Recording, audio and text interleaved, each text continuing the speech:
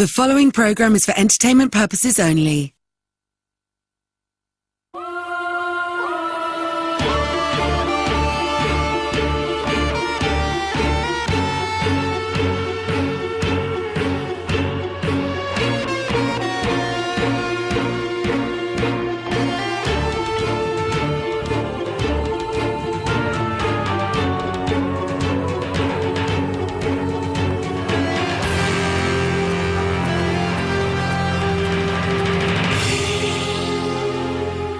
We begin today's Creepy in British Columbia, Canada, where we meet the ghost of Fan Tan Alley in Victoria's Chinatown.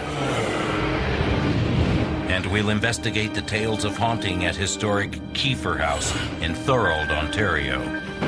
And on the Manitoba-Minnesota border, we visit an abandoned amusement park used by a serial killer as his base of operations. It is believed that many hauntings are caused by extreme emotion and dramatic events.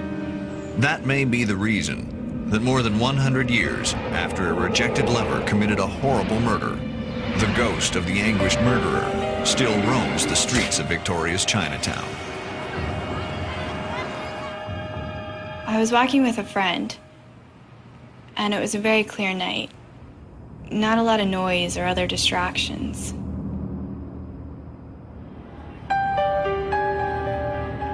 We turned into Fan Tan Alley, when all of a sudden we heard someone running up behind us. And we got pushed into the brick walls. We looked around to see what was there, and there was no one.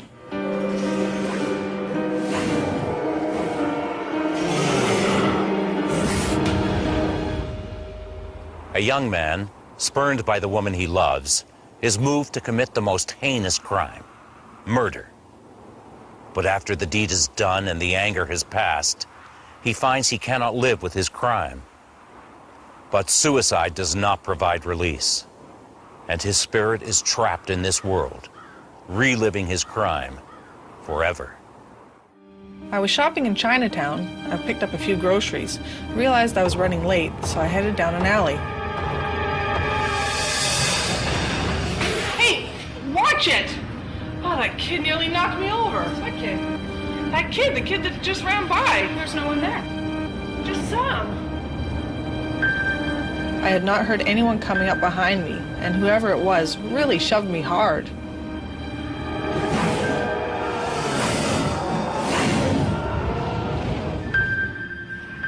We're now entering Fan Tan Alley, and I'd just like to ask you to gather around this way because this is an amazing story. It happened to me 6 years ago when we were coming into the alley just as we are now, and a woman was acting very oddly, and I had no idea. We were in the alley listening to John tell the story of this horrible incident, and while he was talking, I heard a noise behind me, footsteps. So I turned around and saw this man coming right at me. He was covered in blood and wielding what looked like a butcher's knife. I was terrified. I screamed and covered my head, but nothing happened. When I looked up again, he was gone. There was no sign of him. So I ran up to John and said, "Did you see him, that man?" Did you see him? But John just shook his head. I couldn't believe it. No one else had seen or heard that man. Then John said, "Congratulations." I think you've just seen the ghost of Fan Tan Alley. It's no mystery who the ghost of Fan Tan Alley is, and of a few other places in Victoria as well. It's Chan Ah-Han, a young boy just 17 years old, employed as a bed maker at the American Hotel. The year was 1889. Yip Tang ran a brothel on Fiskard Street. One of his prostitutes was a beautiful young woman by the name of Yao, and Chan had fallen in love with her.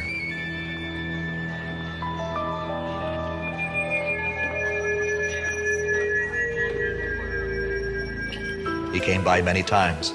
He talked to her at the window, and one day he proposed to her.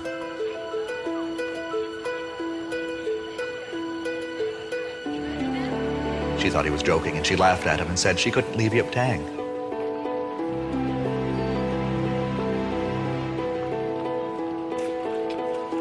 So he came back the next day with a vial of poison. He passed it to her through the window and said, "Pour it in Yip Tang's food, kill him and his wife, and then you can come with me." She now realized he'd meant it. But the boy was penniless, and she knew what the penalty for murder was. Yes, she was a prostitute, but she was better off living with Yip Tang. And so she had to tell the boy to get lost, to go away, and never come back.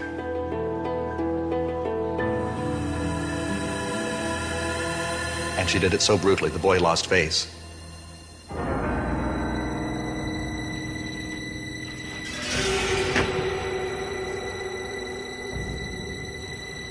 He did stay away for a few days, but he came back. He came back with a friend. The friend crept along the buildings. Yao hadn't seen them. The friend reached in the window and grabbed Yao by the hair. She was screaming. She didn't know what was going on. And that gave Chan just enough time to reach into his jacket and take out the meat cleaver. And in one fell swoop, he chopped her head off. There was pandemonium. There was blood everywhere. The boy fled. He ran, for all he was worth, through the maze of alleys in Chinatown, including Fantan Alley, and then he reached 8th Street. He saw Tommy Burns, the owner, standing in front. Tommy wondered why Chan was looking so scared and frightened. Chan ran right past him and around the back of the hotel. The next day he wasn't at work, or the next day either. And when Tommy saw a wanted poster, he knew exactly what had happened. Reward, $150, it said, for information leading to the arrest of a young man wanted for murder in Chinatown. And the description was exactly Chan's. He went to the police, tipped them off, and brought them back to the American Hotel, where they found Chan hiding in the coal bin. He was arrested and taken to the jail.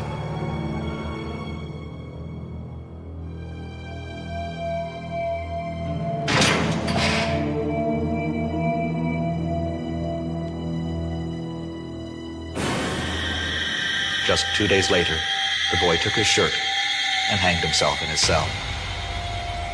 He became a wandering ghost. After the break, contact with the spirits of Victoria's Chinatown.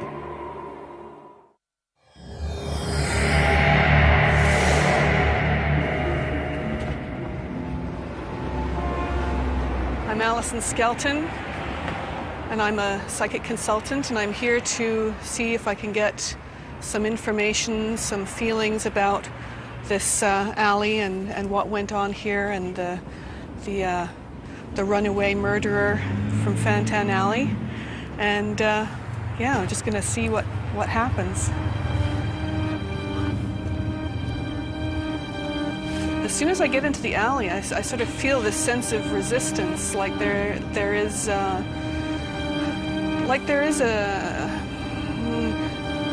something not wanting me to move too far into the alley. And as I get further into it, I'm starting to pick up on a sort of a slight sense of anxiety.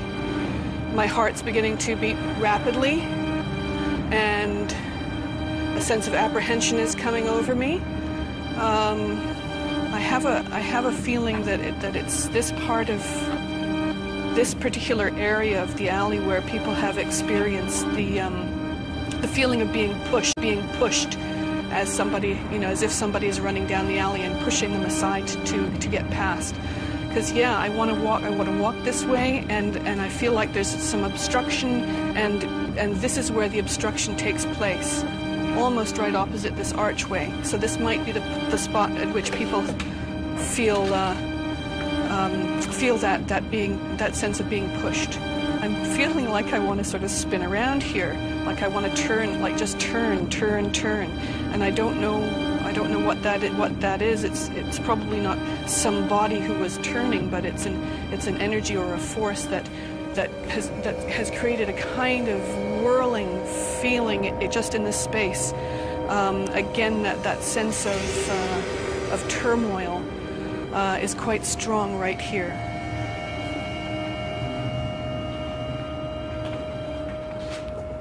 So what I felt when entering the alley from Pandora Street was an immediate sense of resistance, as if something was gently but firmly resisting my walking down the alley, as if there's a flow of energy coming towards me. And then when the alley narrowed again there was a feeling of the concentration of energy, but it felt quite different than at the other end.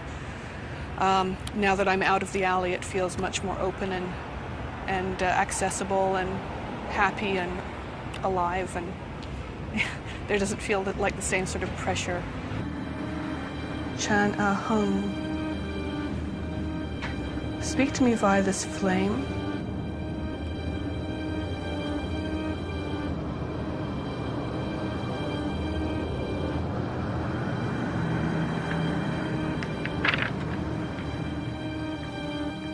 I'm seeing the face of a man with one of those black Chinese caps on his head. There's the cap, and there's a rather sad-looking face right in here. And he just seems to be in amongst all of this turmoil. Still, it's almost like he's trapped, and this may be what he's trying to say is that I'm trapped. I can't get out of this. And we're just going to turn it over and look at it from different angles. Okay, and then when I look at it from this angle, I'm seeing another image altogether, another face with a mouth and an eye with the hair. What it feels like I'm getting here is there's a lot of different faces coming through. This one seems to be in here, an eye, mouth, almost like it's wearing a mask.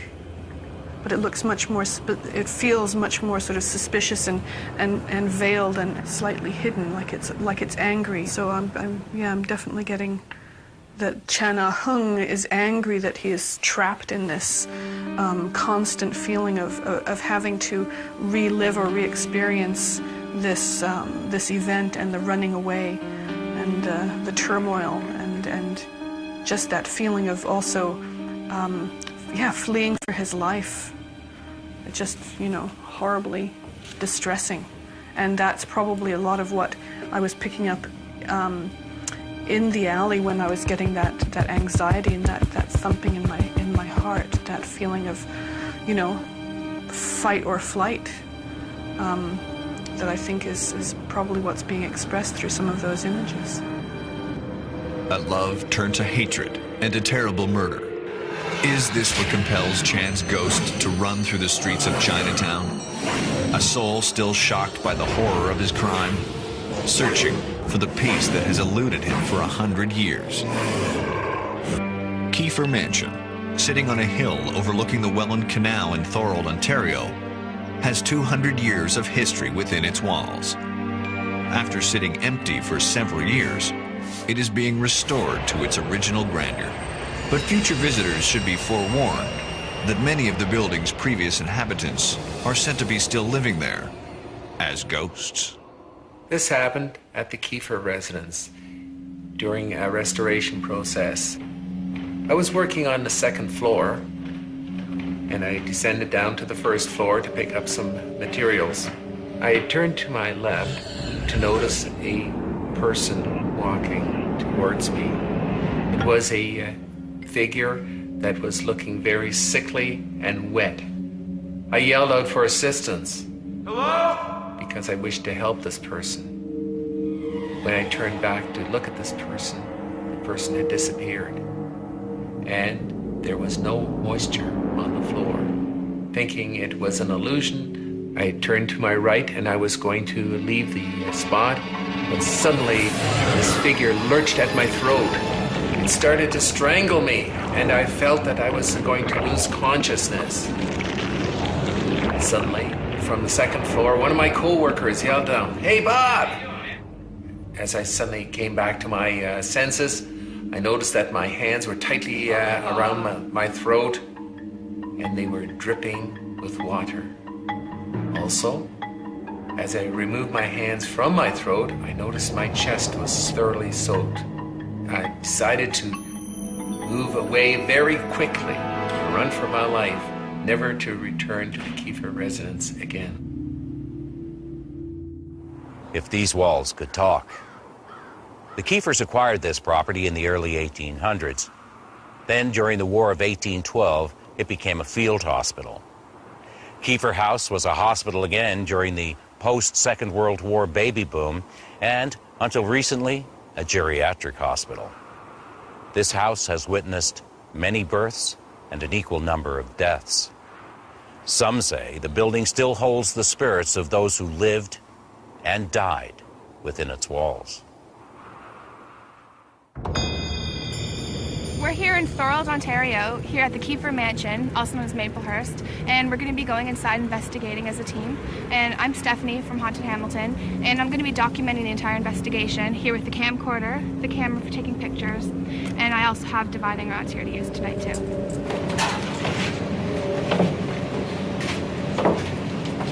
Well, we're here in the basement of the Kiefer Mansion. Maybe if we have the psychics lead us around now?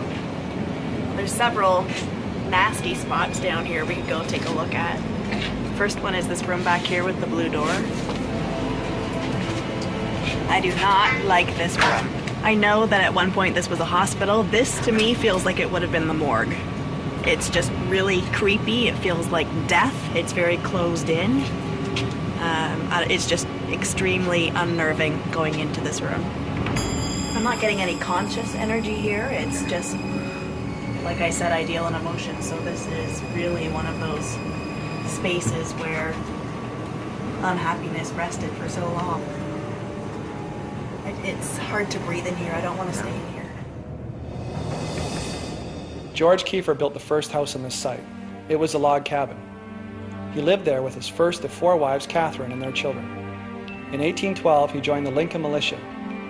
In 1813, his original log home was taken over by U.S. troops to serve as an army hospital. His wife, Catherine, offered to help, a selfless act of bravery that cost her her life. She died a short time later of typhoid fever. I was working at the Kiefer Inn, and I was on break. I was just exploring the other floors of the house. When I was walking down one of the hallways, something caught the corner of my eye. There was a man sitting in the chair. So I got a little closer, and I noticed that the man was wearing a soldier's uniform. Immediately I thought it was one of my buddies playing a prank or a joke or something. So I went right up to the soldier and noticed it wasn't breathing. There was no signs of life or anything. Suddenly, he gasped. He fell to the ground and started crawling towards me. Then he just stopped. And suddenly, this woman just came out of nowhere and tried to pick him up, just trying to help this soldier off the ground. I started yelling at this. I asked if he needed any help, what was going on. She didn't respond at all. She didn't ask if he needed any help, what was going on. She didn't respond at all. She didn't say one thing. She eventually got a good hold of him and tried to drag him out of the hallway and into this other room. I followed them, and right then I just couldn't believe what I saw.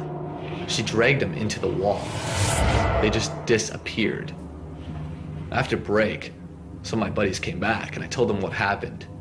They started laughing and thought I was making it up. No one believed me. No one believed what I saw. In the corner of this room, there is a small bricked-in area that looks like it may have been a secret passageway.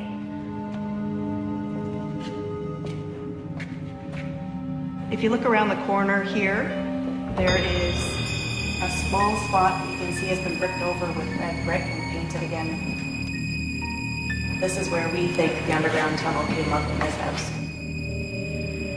These are the divining rods. We're using them to try and discern where the entrance to the tunnel was in this house, so we're asking it to point in the direction of the tunnel. See if ours match up or not. Let me see. Mine keeps stopping right Look in at that mine direction. The Kiefers were highly trained and respected engineers. In fact, Kiefers were involved in a number of significant projects across the country in early days of development. George Kiefer worked with William Hamilton Merritt as president of the Welland Canal Company. Samuel Kiefer and Thomas Coltrane Kiefer were involved in overseeing the Parliament buildings, building the waterworks at Hamilton, building the suspension bridge at Niagara Falls, as well as bridges in Montreal, and driving the rail lines through the Great Rockies. A further Kiefer, Hugh Kiefer, was a reported property speculator and gambler. He was also a very savvy contractor. It's reported that one of his favorite gambling partners was Jesse James. It's also reported that the only Donnelly to have survived the police raid that ended the lives of most Donnellys owes his life to the fact that he had a previous engagement at the card tables of Hugh Kiefer. One of Hugh's favorite games was euchre, and the number of steps up from the street to this famous mansion equals 24, the same number of cards in the euchre deck. A man was working on the top floor of the Kiefer house recently when he heard noises coming through the wall. It sounded like a card game was going on in the next room. Men's voices and laughter and the clinking of glasses. Suddenly, he heard a voice behind him.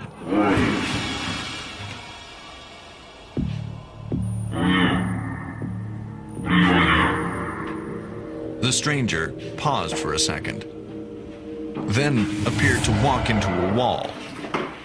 The laborer was taken aback. Then curiosity overcame his fear. He pushed and pulled against the bookcase where the figure had disappeared, and a secret room opened up.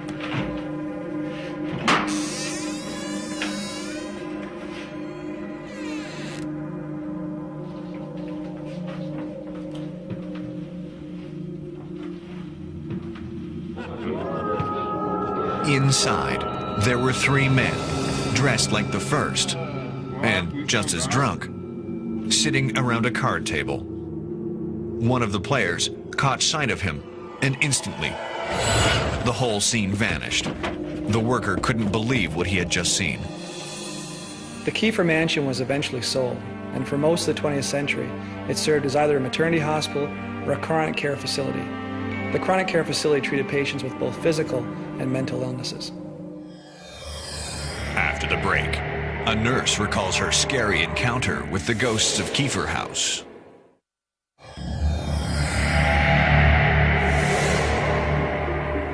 I came to the Kiefer Manor that day to do some business with the new owners. I run a catering business. Well, that day my babysitter was sick, so I had to bring my 8-year-old son with me. Well, when I brought him in, there was this really pretty room. It had a huge fireplace. So I sat my son down and I said, "Hon, can you stay here?" So after my interview, I came back and I was observing from the doorway and I was watching him, and it looked like he was talking to someone. That's my mom. She's a cook. Well, I was just watching him, and all of a sudden the figurines he was playing with, they started to float. It freaked me out. So I ran in there and grabbed his hand and we went running out. It was just, honestly, it was one of the most scariest things I've ever seen. Okay, I think we're going to go ahead to the washroom. I sent something over there before when we were down here. In here, I'm sensing that there was some little operations going on people, and then they would take them out into the morgue. Even younger kids, like 15, 16-year-olds. Oh, it's just an awful feeling. It's just an imprint test?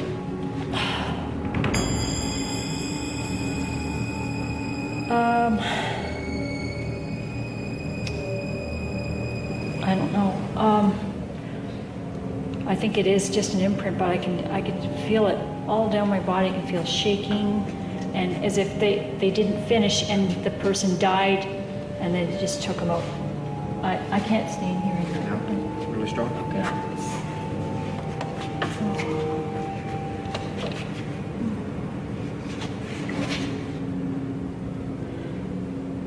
Yeah, sometimes the psychics don't prepare themselves and they walk into a situation where there's a lot of emotional pain or turmoil. They're just completely overwhelmed and they have to get out of that situation. It's like walking into a massive electrical field and getting zapped, and it just knocks you back, and it's too much for them to take, and they got to back off and reassert themselves.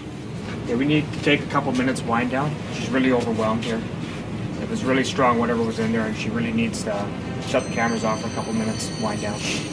This is one of the things about investigating when you're psychic and sensitive. You can go into a place and there's absolutely nothing, go back 5 minutes later and there's a conscious spirit there. I think that's what's just happened to Debbie. We were down here earlier doing a preliminary investigation and we were fine. I mean, the feelings were bad in that room, but we had no storyline to go with it. Now, she walked in again and immediately was confronted with a young boy who had been killed, or she feels that this young boy was killed in that room. So she is now dealing with carrying him with her for the time being, trying to figure out what to do with him. You okay? It really hit her, whatever it was. It was really brutal.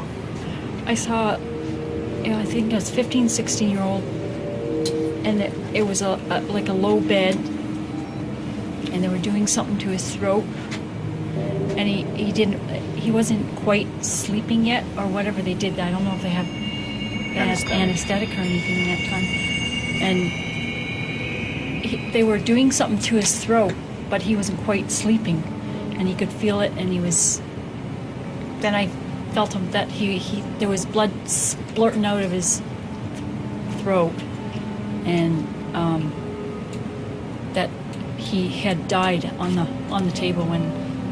Yeah, sometimes, especially Debbie, she really gets the physical effects of what spirits feel at the end of their life, and whatever happened to this boy, whatever operation it was, like Debbie took on everything that he was feeling up to the last moments, and she was just completely overwhelmed.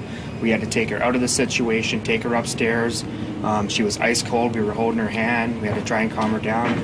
It's just, this hasn't happened very often, but it even scared me. I'm not used to seeing her like this, and we do investigations all the time.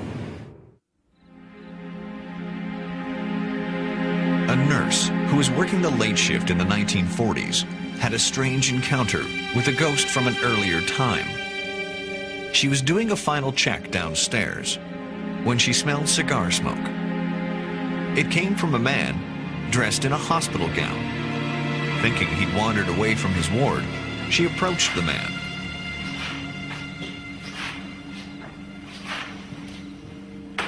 Excuse me, sir. As she watched the man slowly turn to face her, she was attacked by a group of deranged patients. The onslaught suddenly stopped. Her mysterious attackers had vanished. It suddenly stopped. Her mysterious attackers had vanished.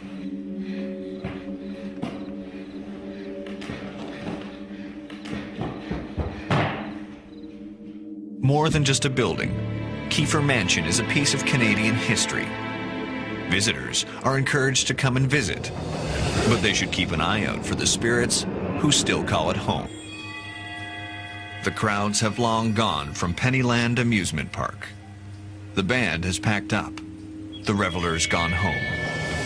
An eerie silence has replaced the sounds of laughter as the buildings await the Wreckers Ball. The strangest moment of my life actually happened here. I do a lot of exploring, and I came across this abandoned amusement park, and I noticed that there were some lights on, so I came in to see if there was actually anything happening.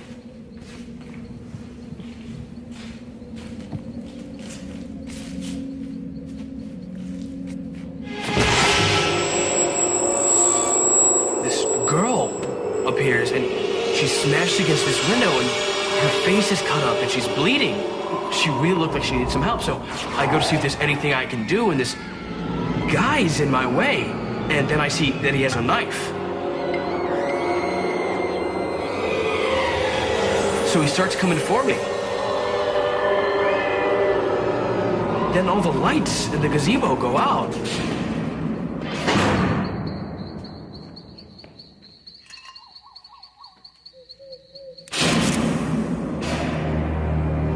The lights come back on, and the guy and the girl are gone.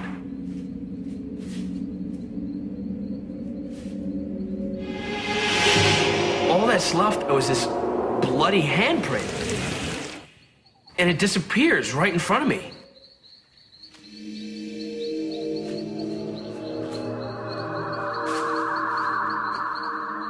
It really was the strangest moment of my life. Amusement parks evoke happy memories of childhood innocence, the joy of family outings and simple thrills. But the derelict Pennyland Amusement Park on the Manitoba-Minnesota border became the setting for the perverted pleasures of a tormented soul who dragged his victims here to their deaths.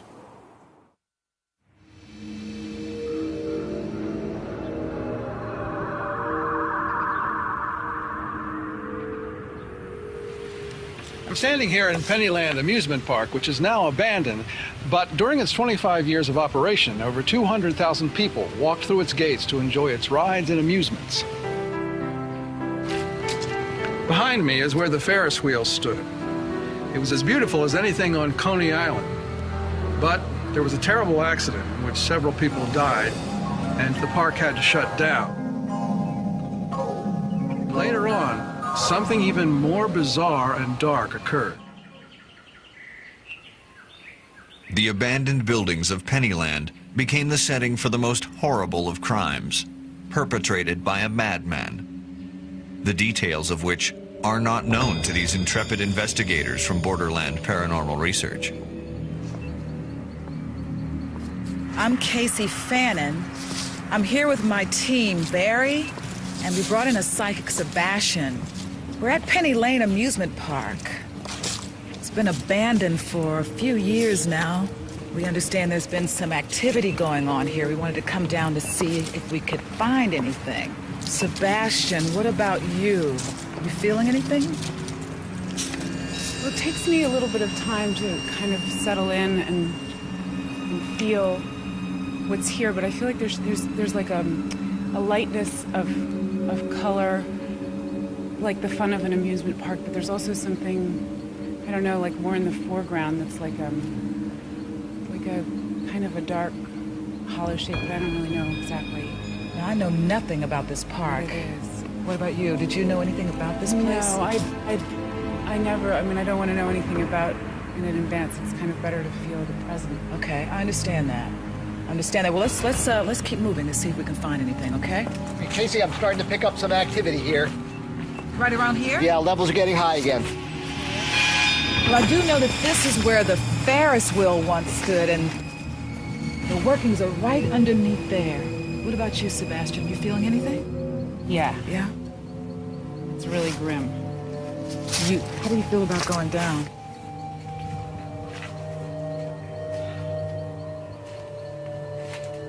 Casey, I don't know why I do this. It's gonna be all right. We got so close the last time. I just want to see what else we can.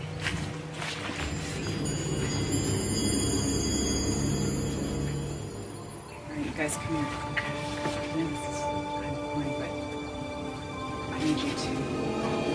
Okay? Okay, Barry. I actually want to sit down. You don't have to. Okay. No, we're with you.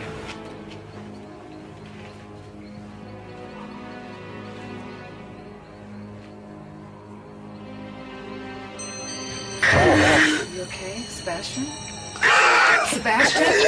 Okay, Sebastian, let's get out of here. Let's get out of here. Come on, Sebastian. Come on, let's go. I'm gonna get you out. Okay, what's going on? What's going on? It was like a breath was being cut off. My breath was being cut off. Do you want to stay or do you need to go? That was pretty intense.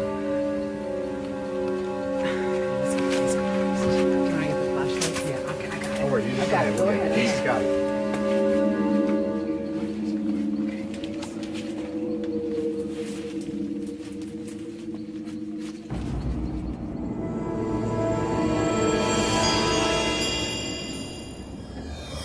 When we come back, a policeman uncovers the ghastly acts of a psychopath.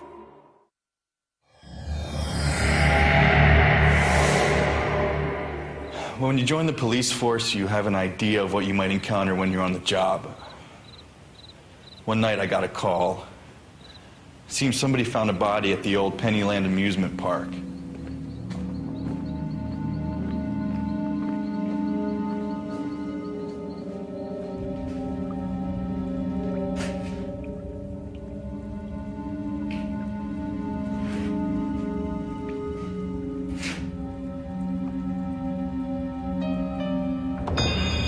I searched, and I found the body. Obvious overdose, a vagrant, next to the toilets. Now, when a body's found, we generally do a routine search of the grounds, and that's exactly what I did. Only when I When I looked under the old Ferris wheel,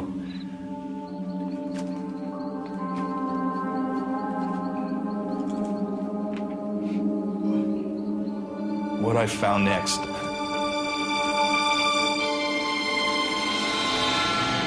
I found two more bodies. The smell. Those young girls. No amount of training could have ever prepared me for what I saw that night. I still can't get it out of my head. That was my last night on the force. I just can't bear to see anything like that again.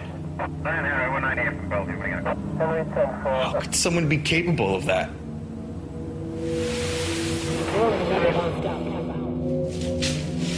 This is the main area of the amusement park, like the main thoroughfare. Casey, I'm getting high readings again. Sebastian, you feeling anything around here?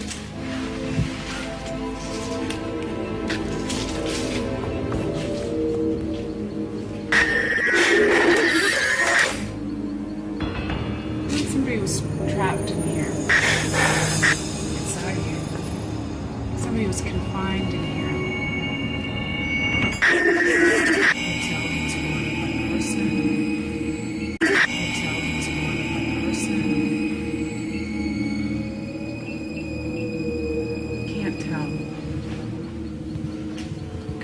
Guys, this thing just spiked at 9.8. Just kicked out altogether.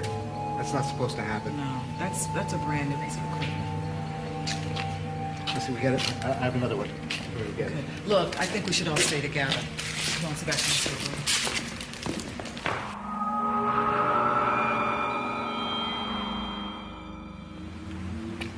Arliss Stanton was a career criminal with a long arrest record. Unfortunately, he was also schizophrenic. But as long as he took his medication, he was okay.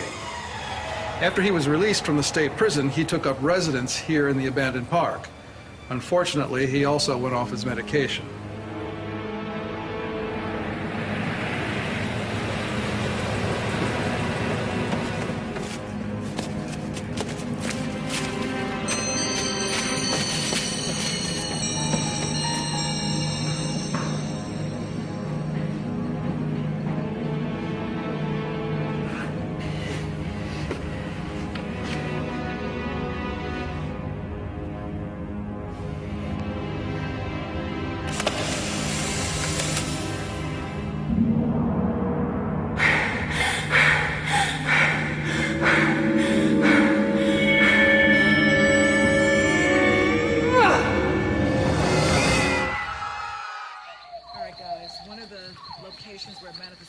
Have been recorded is in this public restroom here, so I want us to go inside to see what we can see, okay?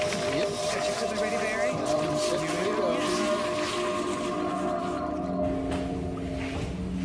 I'm getting a temperature reading of 55. Yeah, and the EMF meter's rising. Sebastian, I just can't do this anymore. Still rising. I understand it's really difficult. If you can just help us out a little bit longer, I appreciate it. The temperature has dropped. It's now 49 degrees. There's something really dark over here. Well, look, I got something, guys. Look here, Casey. Oh. Ectoplasm. Wow. Yeah. These cameras, you get 3 levels of manifestations. First are the spirit orbs, that's the lowest. Then what we have here, which is ectoplasm, which is probably something trying to manifest itself. I see the temperature has dropped another 7 degrees. There's somebody very, very lonely, angry, unfinished business.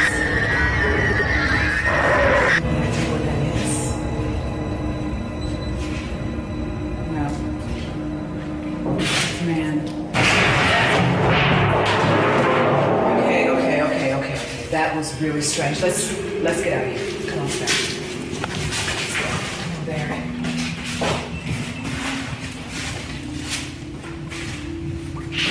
I wanted to come back in this room to check out exactly what happened now. This is an enclosed space with stone walls. Now, there's no way any vibrations from us walking around in there could have knocked this over. There's no sign of any animals being in here. So this is extremely significant. There's definitely something going on here. Two of his victims were dancers at a local gentleman's club. One of the dancers danced under the name of Angel. She was also a former ballet dancer, and for some reason she caught the public's eye.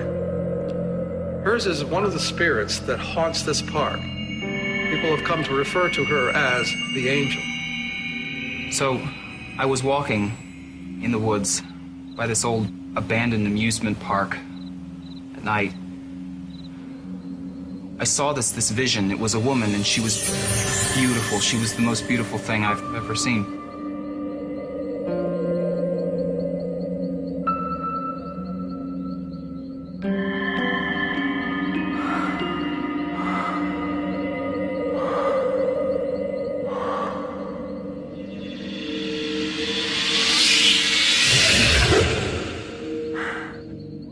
She vanished. She just completely disappeared. I don't know where she came from, and I don't know where she went. There was a window, and I went to look in the window, and she was hideous. She was covered with blood. She was clawing at the window panes with her hands.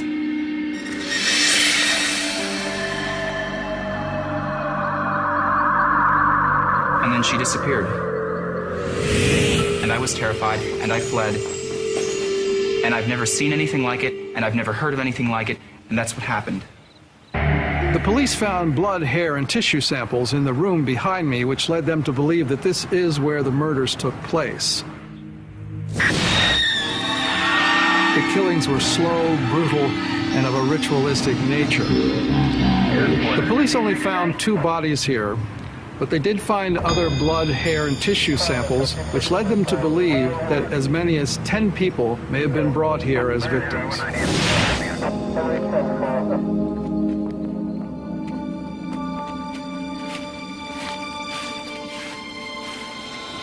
Okay, guys, this is where the carousel actually was, right there. See that? God, this is a great building. Sebastian, you feel anything here? Yeah. Barry, I want to ask some questions. Okay, look, I'll get the EVP set up. Okay. Here's a table over here. All right.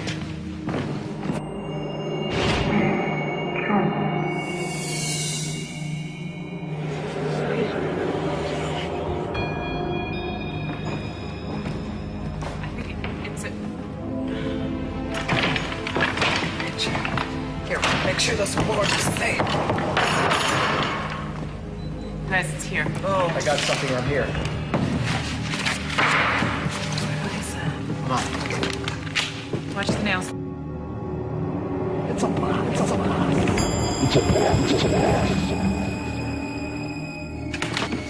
Oh my God. Jesus, oh my God.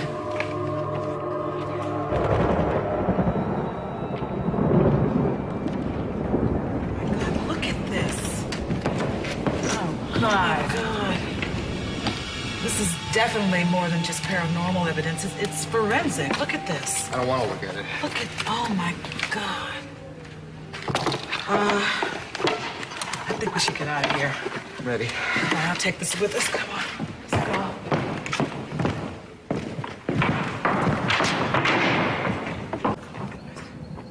Come on, Barry.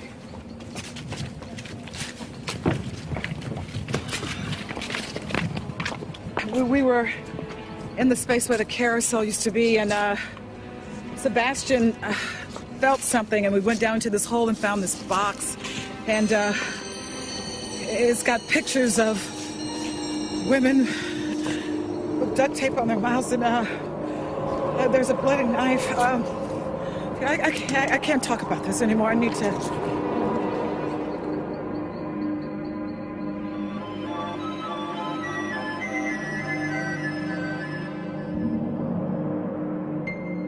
The evidence gathered by the paranormal research team is still being studied, and we hope that the evidence will lead to the identification of some of the other victims.